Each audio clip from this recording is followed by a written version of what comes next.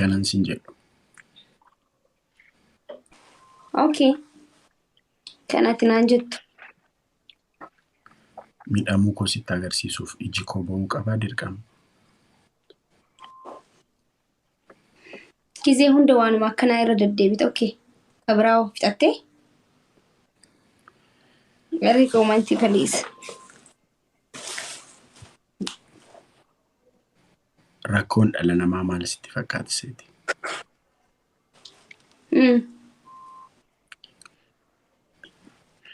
Namni yeruma iji isaa ba'u waan miidhame sinitti fakkaata. Lapheen hin bu'aa baay'ee. Namni sirriitti miidhame ijaan otoo hin ta'in lapheedhaan bu'a.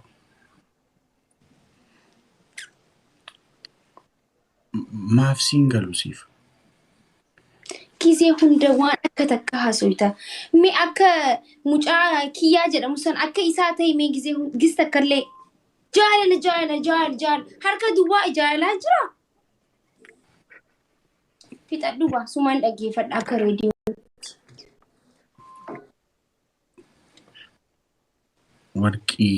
Warqii harkarra jiru beektaa? Kanan sitti ta'e baay'ee. Namni nama tokko waan namni